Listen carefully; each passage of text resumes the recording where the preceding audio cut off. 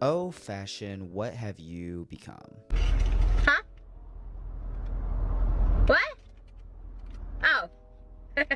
Okay. I feel like I live in this weird both worlds kind of scenario with fashion. The high fashion world and the streetwear world of fashion. The high fashion part is for the girls and the gays. Fashion over here is a vehicle for expression. We're trying to find the meaning behind these fashion shows. We try to curate an aesthetic through online mood boards, and we have a lot of conversation about the intricacies of fashion. Then there is the streetwear world of fashion. This is where the guys dole out different variations of the same items and trying to grind up in this weird power ranking system to have the highest selling brand or to express themselves even in a certain way. There can also be a level of vulnerability with these clothes because making a brand is a hard thing to do, and there are few that find a cool enough perspective that permeates throughout the fashion world where the high fashion people come and visit these streetwear brands. And someone that has viewed these two worlds for 10 plus years now, I get a lot of questions, and a lot of questions come into my mind on the same rail of why are so many people into fashion nowadays?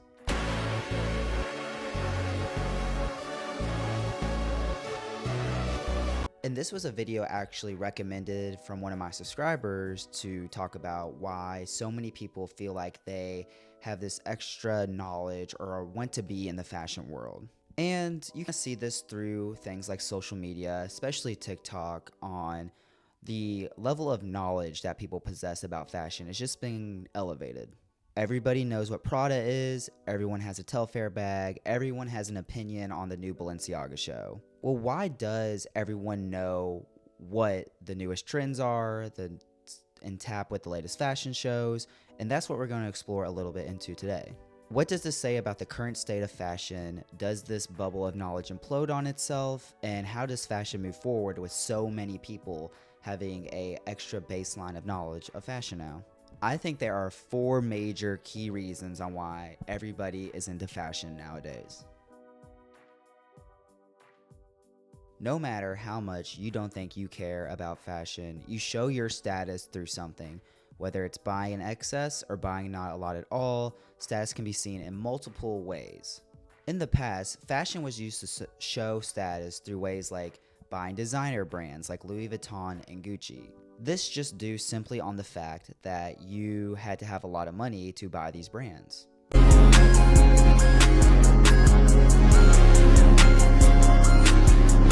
And now, fashion has become a game of who knows the most niche collab, who has the most niche items, and who has the most niche style. This is something I like to call social wealth. You see more people wearing collab items, people that have the newest cactus plant flea market, the people that have the new Miu Miu New Balance shoes, which I personally really need. When you wear such a high in demand item, you are associated with that collab.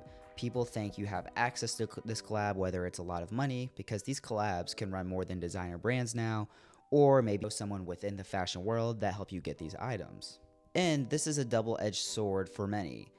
On one end, you think that since you have this item, you think you are creating this immense amount of envy and jealousy within other people that know about this item, because that's all it's about. These people know what you have, so they're going to be more jealous because it takes another level of knowing about fashion to get these items. This is most commonly seen with sneakers. Back in the mid 2010s, early 2020s, before COVID hit, sneakers were something that were more valuable than designer shoes. People were dropping $800 to $900 to even close to $2,000 to purchase these shoes. So they showed that you, one, had a lot of money, because spending $2,000 on sneakers is kind of insane.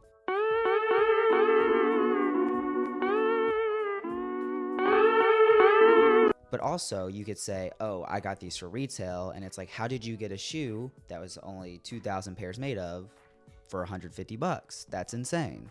And this is where I got caught up with keeping with the Joneses. I was spending $500 a month trying to get all these collab shoes, and eventually ran up that credit card bill. That shit was not cheap. And honestly, even from sneaker culture, we've moved away from now, and now people are just wearing the most esoteric, the most niche things you see. All right, so I'm here with my boy today, man. Jamur. I ain't gonna lie, you got that shit on, my boy. What you wearing, man?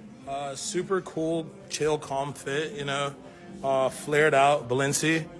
This is like the summer collection that they had. PSD undies. I went crop on those as well. Went Prada on the boots. Super cool handbag. Ways of things styling. You see people wearing pants, for example, as jackets, or you see people kind of losing themselves, trying to stand out as much as possible, because that's how you show that about fashion. Well, I'm going to wear this devil horn hoodie, or I'm going to wear this certain thing that makes me stand out, because having the brand now isn't enough anymore. The music and sports industry are so much more influential than you think. You are going to hear about what people are wearing to the Super Bowl, the Grammys, and you see league fits, and you see what people wear to red carpets. These are all very influential things that we keep up on subconsciously. Nowadays, you have so many more athletes that are into fashion. Like I said before, you have Instagram accounts dedicated to this, league fits. It started off with the Dwayne Wades and the Russell Westbrook kind of wearing these crazy outlandish clothes that you wouldn't see the modern NBA player wear back in the early 2010s. And that has even evolved further with players like Shai Gilgeous-Alexander, Kyle Kuzma, and Frank Jackson kind of leading this charge of more modern tailoring. They're wearing brands that you would see more streetwear oriented. They're kind of bringing back that early 2000s with that hint of that high fashion element. And a lot of young kids see these people and they're their stars, because a lot of them are playing sports. So they see these athletes and they're like, I want what he's wearing. Well, you have to learn a little bit more about these items, direct yourself to purchase these things. You can't just go in blind and being like, I want that exact thing. I think it's just common tendency to do that. You want to learn about something that you're wearing, especially nowadays when you could wear something that is potentially harmful and that could cause your decrease in social clout, going back to the first point. And I think you see a lot more alignment with fashion in the music industry. You have a lot more brands getting these artists to co-sign their brand. You see that a lot with Heaven Mark Jacobs, with the likes of Bad Baby, Doja Cat, and others. Pop stars just wearing this. Even Nicki Minaj had a campaign with Heaven Mark Jacobs. Others like Diesel, Kiko Kostantinov, a lot of these artists that a lot of people are wearing these brands. So when people buy these brands because they want to imitate their favorite musicians or athletes, or even just want to have that similar style, it's more so you're looking up to someone. Are you really into fashion? Are you just looking up to someone that you enjoy musically, athletically, so on and so on? Short form content has become the most palatable content for Gen Z and anyone, honestly, at this point. We are inundated with content from thousands of niches, fashion being a niche that is a large looming niche under little subsects of streetwear, high fashion, memes, everything, and is under this fashion umbrella. And fashion is a very common thing a lot of us share. We all want to look good, or we all want to portray a certain story to people. We're sad, so I'm going to wear baggy sweatpants and a large hoodie, and I'm tired because I wear that. Or I want to wear all black because I'm mad and angry, or I have a certain aesthetic because I want to portray to people that I like these certain things. It's a very big commonality between everyone. And nowadays, you can swipe on your For You page, type in that you're interested in fashion, and you know about Prada, Balenciaga, Rick Owens. You know about New Balance collabs. You know about Cactus Plant flea market collabs. You know about all these very niche things, and you feel like you know all this stuff now. And you're going in talking about the 1999 collection of the Jean Paul Gaultier 1999 collection, and you think that's the best thing ever, when that was just the last video you saw. And other things, like you think that Grailed is this one thing that just came invented 2 years ago, or Essence is this very niche fashion store that not a lot of people know about. And I think we just have to take in consideration that the baseline of general fashion knowledge has raised. Like, I could talk to all my gay friends and they know about the newest fashion thing, or a lot of people are more tuned into the Met Gala because they know when it's happening and it's getting promoted through all of our phones. So you have to look a little bit inward and be like, hey, am I actually into fashion, or is this all this coming at me? And I want to look good. I want to have these certain clothes that portray the story, and that's it. Because that can be all it is. Or it could be, I just want to be comfy, or I just want to look good for this one date. You don't have to know things to be these certain things, and I think that's become very murky in recent years. Okay, if you're into fashion, you have to know these, or you could be into fashion and do that. No one really knows at this point. Lastly, I want to talk about the grindification of fashion. And I explained this in another video, and I'll link it above if you want to learn more about what has happened to streetwear more specifically with people wanting to start a brand. I feel like in 2021, everyone just wanted to start a fashion brand because Virgil Abloh said you can make 5K in a month by doing it, so just do it. And now everyone wants to do it, which is fine. I think you should take all the risk in the world if you want to, and you have the means to. I don't think you should be doing this if you're on your last dollar by any means. But people see that, and they see that they have 5,000 followers on TikTok, and they link their TikTok shop, and they think that's going to make them $10,000. So they don't go to college. They give up on every other passion they have, and they want to start this brand for a quick dollar.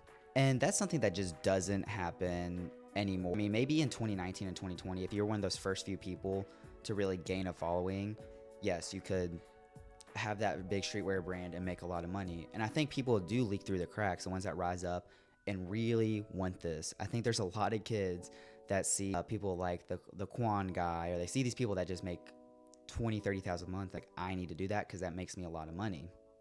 And they conflate that with his love of fashion. And on this side of the fashion, where everyone is trying to make it into a business and everyone is trying to make it into investment, I think this is where it looks more like a finance community than a fashion community. How do we make the most money? How do we make the most profit? And to that, I'm like, are you really into fashion, or do you just want to make a lot of money? So you're trying to learn these little things and trying to be inundated with it, because leading into the availability of it all, you can see it all right there. My opinion, I fear you're just into the dollar bills. You are not into the fashion brands at all.